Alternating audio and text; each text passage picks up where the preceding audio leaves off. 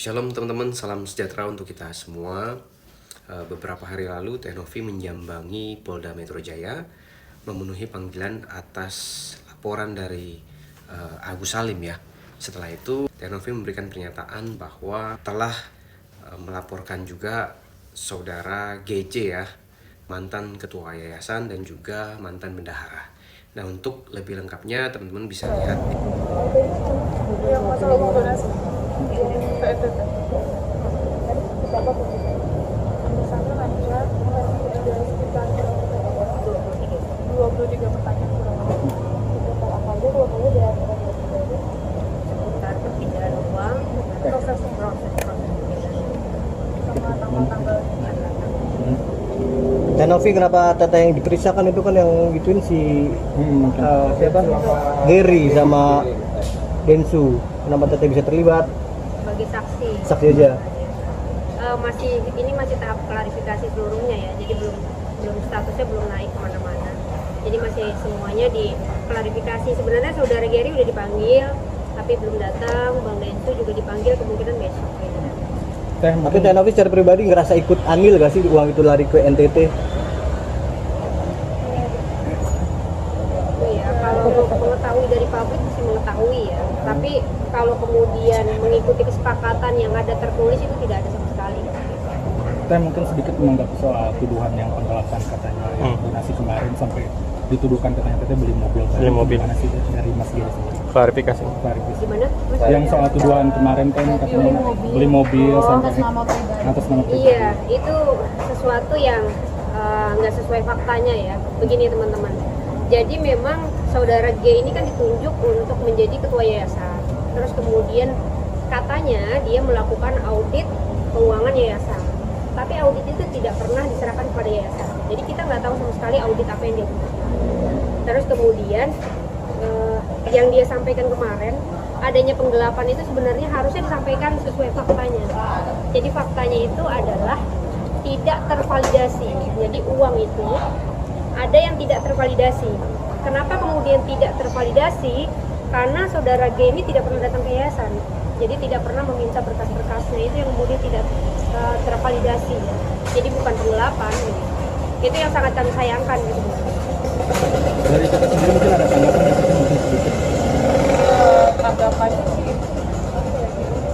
Iya. prosesnya yang sudah terlalu lama. Saya juga kayak udah agak ngeblank kalau kita ditanyain kasus ini berulang-ulang kita jawab dengan pemberitahuan yang ada lagi yang buat saya tuh harusnya nggak perlu, dan adanya preskon kemarin harusnya tidak perlu karena mereka bukan siapa-siapa lagi.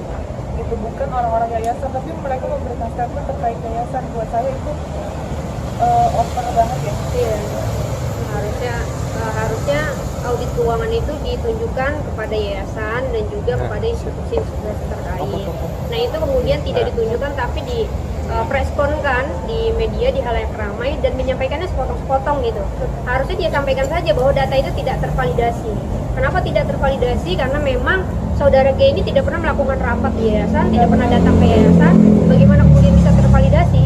Jadi dia hanya berdasarkan mutasi rekening saja, dan mutasi rekeningnya teman-teman perlu diketahui saudara G ini menjabat jadi ketua 2025 awal ya, tapi dia meminta mutasi rekening di perbankan 2022. Jadi sebenarnya ada etikat tidak baik sebenarnya yang dilakukan oleh saudara G untuk mencari-cari kesalahan yayasan.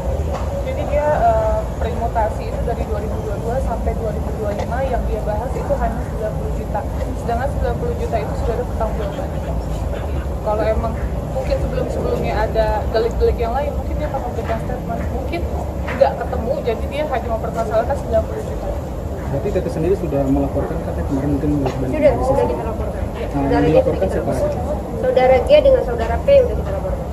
Atas laporannya apa? Atas 374. Tentang apa? 374 penggelapan dalam jabatan. Tete Novi sendiri kan kabarnya udah dilaporkan sama Mas Giri. Mungkin tanggapannya seperti apa? Sampai hari ini kita belum menerima panggilan ya. Jadi kalau memang mereka melaporkan maka kami sangat senang sejujurnya, sehingga ini halayak ramai kemudian mendapatkan jawaban gitu ya seutuh-utuhnya siapa yang kemudian melakukan kesalahan di dalam yayasan ini gitu. Dan apalagi statement-statement yang menyatakan bahwa ada pemalsuan yayasan yayasan ya, harus ada penggunaan menggunakan salah satu tanda tangan inisial A itu ya, itu sangat kami sayangkan. Jadi yang sebenarnya terjadi adalah Ibu P ini menyampaikan kepada saya bahwa karena dia sakit dan berada di Jogja, maka dia berinisiatif untuk menghubungi saudara A untuk melakukan elektronik, tanda tangan elektronik. Kita tulis semua chatnya. Nah, chatnya beliau itu kita simpan. Jadi kalau misalkan ada pelaporan terhadap pemalsuan itu, kami siap kok menghadapi itu. Nah, nanti untuk saudara AG itu juga nanti akan kita laporkan karena pencemaran nama baik ya. Itu jelas kita ada buktinya, tapi dia memberikan statement seolah-olah tidak ada buktinya ya tentang tanda tangan tersebut. Seperti itu. Dan ini kan yayasan sendiri kan ibaratnya berujung konflik seperti ini ya Teh. Menyayangkan nggak sih Teh, ibaratnya dari uang donasi itu sekarang konflik di yayasan sendiri, mungkin tak akan penalti gimana sih? Oh, sangat menyayangkan, dan saya sebenarnya jujur orang yang paling dirugikan dalam hal ini gitu. Hari ini saya baru dapat laporan terkait dari dinas sosial ya, kita ini dapat teguran, dan yang terakhir kalau nanti ada kesalahan mungkin izinnya akan dicabut katanya gitu. Nah, katanya udah ada penyampaian juga dari dinas sosial untuk pengurusan PUD ya, tapi tidak disampaikan oleh saudara G. Seperti itu. Jadi saudara G ini teman-teman sudah ditegur oleh Kemensos 1 kali, sudah ditegur juga oleh dinas sosial, itu tidak disampaikan ke yayasan sama sekali. Nah, kami yang kemudian mencari tahu ke Kemensos dengan Dinsos akhirnya gitu, karena memang polemik ini kan berkepanjangan dan saudara G ini muncul dengan sesuatu yang tidak valid gitu. Itu yang sangat kami sayangkan. Padahal Mensos tuh sendiri awalnya kan di November tuh mendukung banget ya terkait hal ini. Malah sekarang malah jadi begini gitu. Iya, menyayangkan. Tapi satu lagi yang harus kita garis bawahi terkait uang yang 90 juta itu yang katanya untuk mobil saya, itu jelas kebutuhan untuk anak saya ya, kebutuhan untuk anak saya. Kita membeli mobil itu cash dan 90 juta itu sudah dipertanggungjawabkan ya. Jadi dari 2022 yang Mas G ini mutasi print dari yayasan ke 2025, itu yang dia bahas hanya 2024 itu yang dibahas hanya 90 juta. Berarti yang ke Kemensos kemarin itu mungkin bisa dibilang Mas Getty bohong ya, bukan laporan tapi teguran ya? Iya, teguran. Betul, iya. Kita ada suratnya, bersurat. Kita dapat suratnya dari Kemensos, dan itu Kemensos menyatakan dia tidak pernah mengarahkan untuk saudara kita tindak lanjut atas nama yayasan. Ini kan berlarut-larut ya Teh. Banyak kerugian juga nggak sih yang dialami pada yayasannya sendiri? Banyak banget, mulai dari endorsement banyak yang cancel karena hal seperti ini kan. Terus yang kedua, YouTube saya nggak ada yang jalan sama sekali, view-nya juga aja kalau algoritmanya turun. Terus pekerjaan, keluarga yang mempertanyakan banyak banget. Tapi kenapa sih mungkin orang-orang yang udah bukan di yayasan masih speak up barang-barang Masih speak up, ya aneh. Kalau buat saya pribadi, Ibu P itu pada saat ditanyakan kenapa alasan dia memberikan statement tersebut atau dia speak up untuk saat ini, katanya alasannya sakit hati karena ditegur. Buat saya, ya namanya saya leader atau saya atasan, menegur ketika ada karyawan yang salah, masa nggak boleh? Kan harusnya boleh aja. Dan menurut saya menegur pun dengan bahasa manusia kok, dengan bahasa yang baik. Nggak ada namanya saya berbicara kasar atau buruk lah gitu terhadap Ibu P tersebut. Berarti perihal ancaman itu juga nggak ada ya Teh? Ancaman apa? Kan Kopi itu mengaku ada segi dari ancaman dari Ibu P ini begini ya teman-teman. Saya sebenarnya dia sebenarnya komunikasi itu ke saya, Ibu P ini. Dia menyampaikan hal-hal yang berbeda gitu, baik itu terhadap saudara G gitu, terhadap saudara DS gitu. Dia menyampaikan hal-hal yang berbeda kepada kami gitu. Untuk saudara G aja dia menyampaikan bahwa saya diancam, saya apa segala macam gitu ya. Terus kepada DS dia menyampaikan kepada kami bahwa kalau saya keluar dari yayasan nanti saya akan dijamin oleh saudara DS, jadi dikerjakan oleh saudara DS. Itu kami punya bukti rekamannya. Jadi Ibu P itu menyampaikan itu ke kami. Tiba-tiba dia respon, terus kemudian memojokkan klien kami gitu. Itu yang sangat kami nggak masuk di akal kami ya. Berarti menurut Teteh ada tekanan-tekanan dari luar juga dong? Untuk Saya nggak tahu kalau ada tekanan dari luar, tapi yang jelas Ibu P itu sudah tidak aktif ya, jadi dia jatuh di Jogja, terus tulang ekornya dia patah, dan bulan September itu saya ingat banget dia dia sudah tidak aktif bekerja di Jakarta. Biasanya kan kalau kerja sama saya, dia emang stay di Jogja tapi sudah sering bolak-balik ke Jakarta seminggu atau 15 hari. Itu sudah tidak aktif dari bulan September sampai bulan Januari ya, sampai bulan Januari. Dan saya masih menggaji dia secara full. Jadi pada saat dia memberikan statement, saya pakai kaget banget dan shock, gemeter. Kok bisa orang terdekat saya yang notabene saya kenal beliau 2012 memberikan statement dan menjatuhkan saya di media. Seperti itu sih. Dan saudara AG itu adalah teman satu angkatan saya di airlines. Dia waktu itu di PHK, dia di force juga, dan dia meminta pekerjaan sama saya. Meminta pekerjaan, dan waktu itu saya hanya ada lowongan sebagai driver.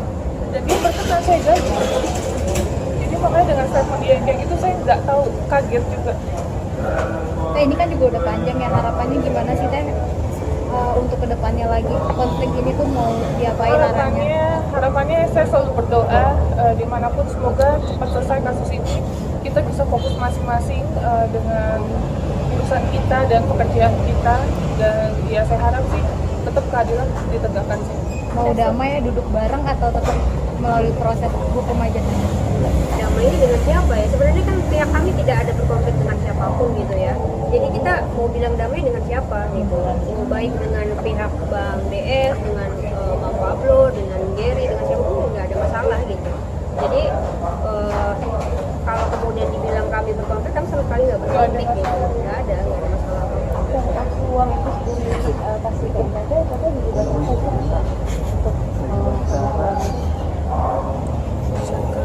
Itu tadi bukti-buktinya udah kita serahin ke penyidik ya, udah penyidik terkait keterlibatan itu ya, keterlibatan Mulai dari chat, video, foto semua udah kita kasih. Tapi Teteh setuju dengan uang itu diserahkan ke Anda? Nah, kalau nanti itu iya. ajak polisinya nih tadi saya juga telepon. Selain dengan itu kan masalah banget sih, karena saya kemarin dilibatkan kembali sama kasus yang Saya nggak tahu. Donasi juga. donasi ke MDP ya, maksudnya Bang Mas masih membeli yang sudah berkaitan sama Oh, dilarikan ke sana uangnya, bukan buat untuk AS. Itu hak, iya itu hak hukumnya Bang Farhad ya. Tapi kita nggak berkomentar soal itu ya. Apalagi kan udah masuk laporan dari mereka gitu. Silakan kemudian dia lanjutkan. Kami siap menghadapi hukum. Jadi sebagai warga negara yang taat hukum kami siap menghadapi. Ketika dipanggil dengan layak kami akan datang sebagai warga negara yang baik. sampai kemarin udah didamaikan gitu, tapi sekarang lanjutannya konfliknya seperti itu. Saya pasti capek banget, tapi ya saya kan namanya dipanggil pasti kita datang. Mungkin prosesnya Mental sampai kena nggak sih Teh? itu kenal banget dong. Makanya kemarin ke LPSK itu saya mencurahkan semuanya. Ya saya cerita saya nggak bisa tidur, saya jadi insomnia, terus pikiran saya kosong.